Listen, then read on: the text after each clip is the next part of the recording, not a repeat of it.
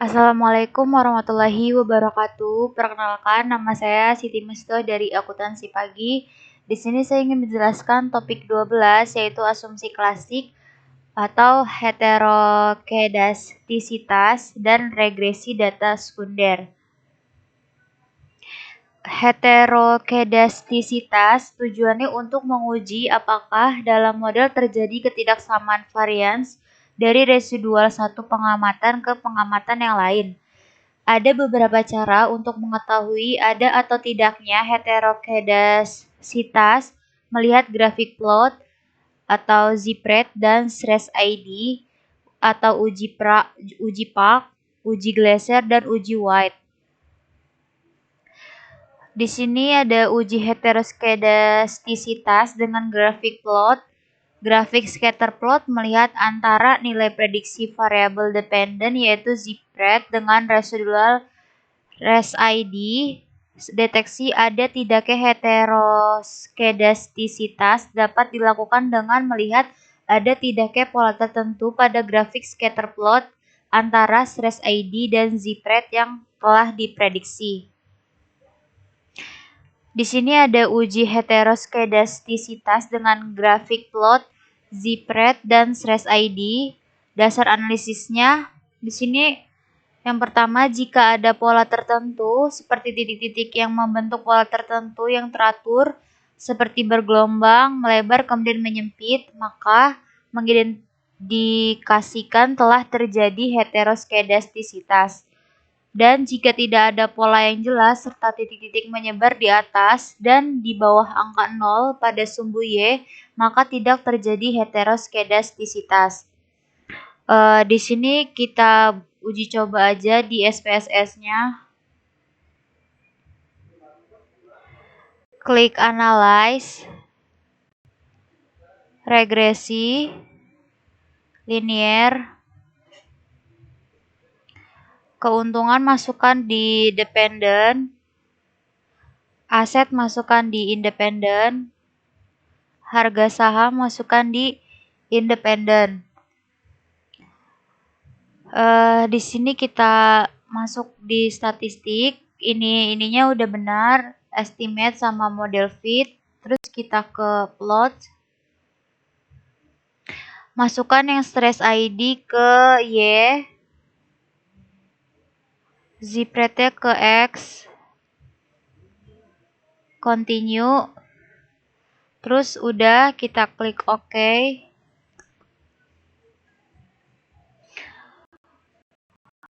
Kita lihat aja langsung ke grafik scatter plot-nya. Nah, di sini pada grafik scatter plot, grafik pada titik-titiknya ini tersebar secara tidak teratur, dan di bawah angka 0, di atas angka 0, maka dapat disimpulkan data tersebut tidak terdapat heterokedastisitas. Lanjut kita uji yang kedua. Sebelumnya kita baca dulu PPT-nya. Uji heterokedastisitas dengan uji Park. Menurut Ghazali, uji Park mengemukakan metode bahwa varians atau S2 merupakan fungsi dari variabel-variabel independen apabila koefisien parameter beta dari persamaan regresi tersebut signifikan secara statistik. Hal ini menunjukkan bahwa dalam data model empiris yang diestimasi terdapat heterokedastisitas, dan sebaliknya jika parameter beta tidak signifikan secara statistik, maka asumsi homoskedastisitas pada data model tersebut tidak dapat ditolak.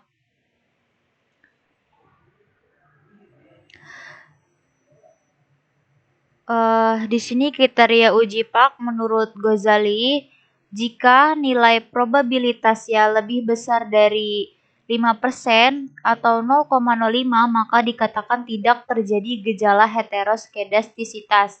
Dan jika nilai probabilitas kurang dari 0,5 atau 5%, maka dikatakan terjadi gejala heterokedastisitas. kita sebelum menguji kita mengcompute dulu transform compute variable.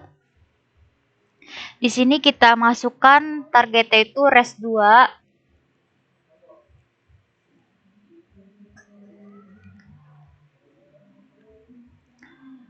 Sini kita pilih all. Kita cari yang ABS. Buka kurung. Masukkan yang unstandardized.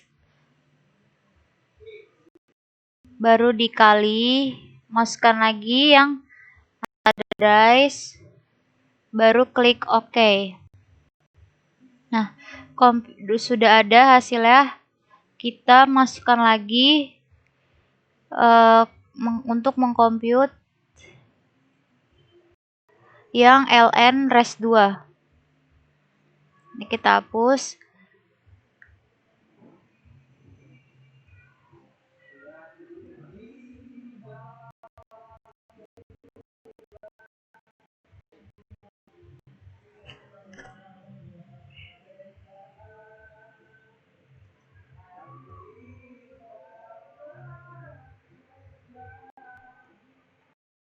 Kita pilih all. Terus kita pilih yang ln.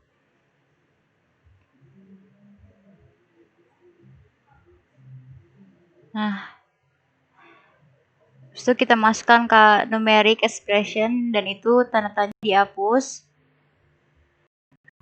Pilih yang res 2 dimasukkan, lalu kita klik aja OK. Nah, udah ada. Kita langsung aja uji cobanya. Ini ln res 2, res 2. Kita klik analyze. Regression, pilih linear.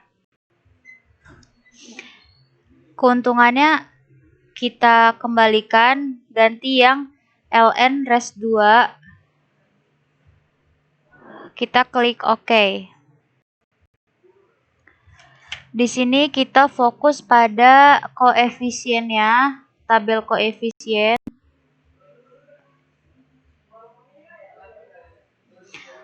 Pada nilai signifikan yang aset.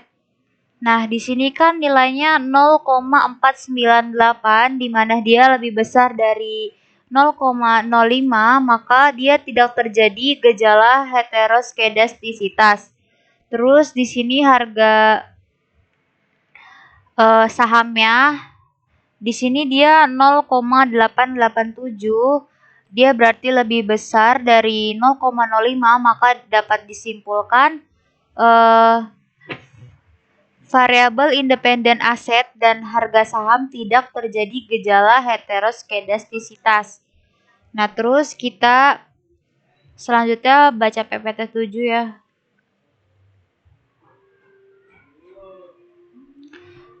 Uji heteroskedastisitas dengan uji Glaser. Uji Glaser yaitu meregresi nilai absolut residual terhadap variabel independensi. Jika variabel independen signifikan secara statistik mempengaruhi variabel dependen, maka ada indikasi terjadi heteroskedastisitas.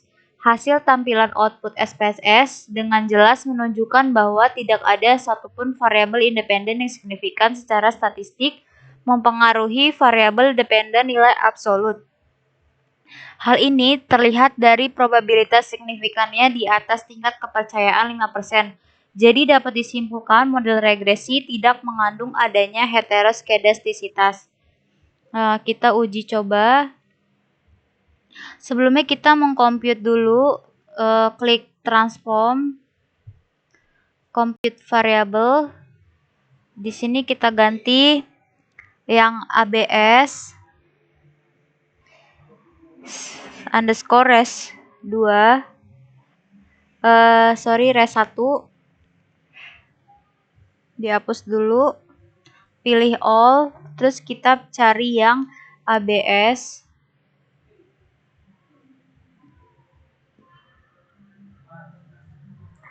Tanda tanya dihapus, terus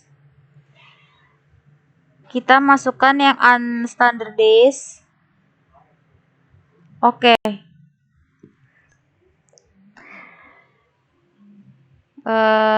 Di sini kita lihat pada tabel. Maaf, langsung aja kita uji coba analyze. Kita klik regression, linear, LN-nya kita ganti yang ABS res 1. Klik OK. Di sini kita lihat pada tabel model summary-nya. Salah tabel koefisiennya, maaf. Nih pada nilai signifikannya. Di sini nilai signifikan aset, harga saham itu 0,491, di mana dia lebih besar dari 0,05. Terus harga sahamnya dia 0,880, maka kedua variabel tersebut tidak terjadi gejala heteroskedastisitas. Terus kita ke PPT. Di sini ada pengertian regresi. Analisis regresi adalah studi mengenai ketergantungan variabel dependen terikat dengan satu atau lebih variabel independen, variabel penjelas bebas dengan tujuan untuk mengestimasi dan atau memprediksi rata-rata populasi atau nilai rata-rata variabel dependen berdasarkan nilai variabel independen yang diketahui.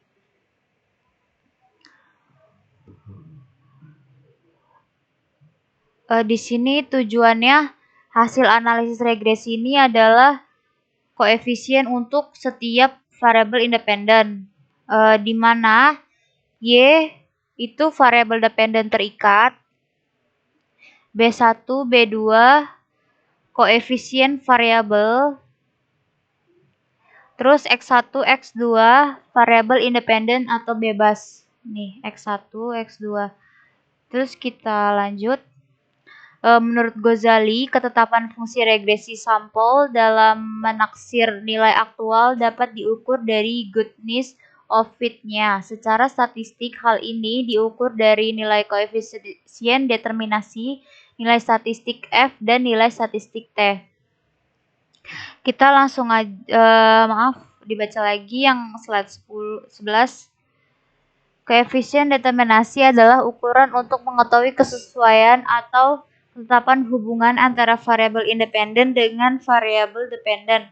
Besarnya nilai koefisien determinasi berkisar 0 kurang dari R square kurang dari 1. Koefisien determinasi digunakan untuk mengukur seberapa jauh kemampuan model dalam menerangkan variasi variabel dependen. Kebanyakan penggunaan koefisien determinasi R square dalam SPSS diambil melalui nilai adjusted R square, nilai yang mendeteksi satu berarti variabel independen memberikan hampir semua informasi dibutuhkan untuk memprediksi variasi dependen. Adjusted R square digunakan karena nilainya tidak terpengaruh oleh banyaknya variabel independen. Terus kita uji coba. Uji coba langsung aja ya, kita klik analyze.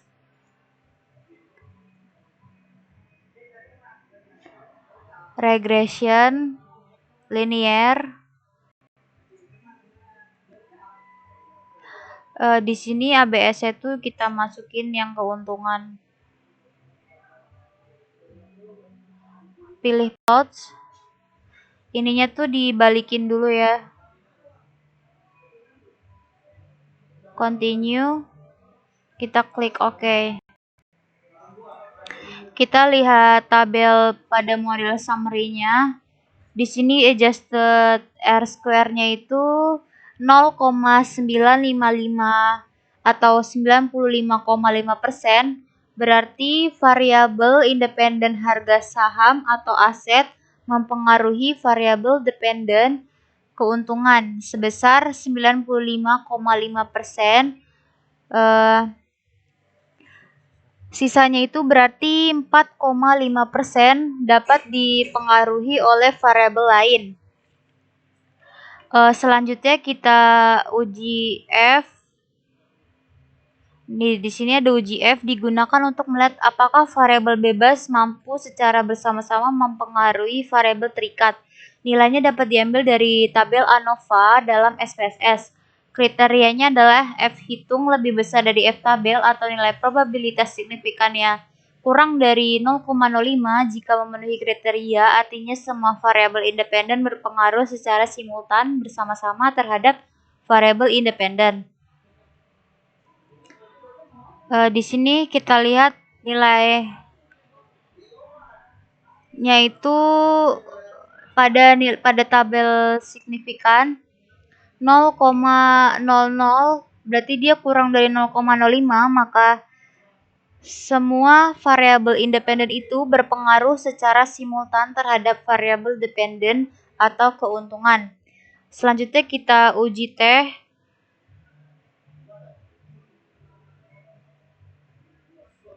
Nah, di sini selain mengetahui kemampuan secara bersama-sama variabel bebas menjelaskan variabel terikat, juga mengetahui apakah setiap variabel bebas juga berpengaruh terhadap variabel terikat. Untuk pengujian ini digunakan uji T. Kriterianya, jika T hitung lebih besar dari T tabel atau nilai probabilitas signifikannya kurang dari 0,05, jika memenuhi kriteria, artinya semua variabel independen berpengaruh secara individual terhadap variabel independen. Kita lihat tabel koefisiennya. Di sini nilai signifikannya dia aset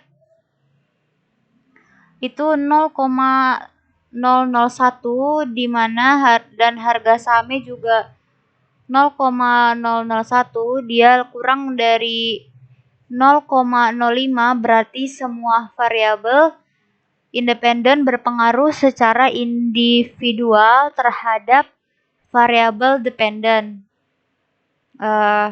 Sekian dari saya. Apabila ada kesalahan kata, mohon maaf. Wassalamualaikum warahmatullahi wabarakatuh.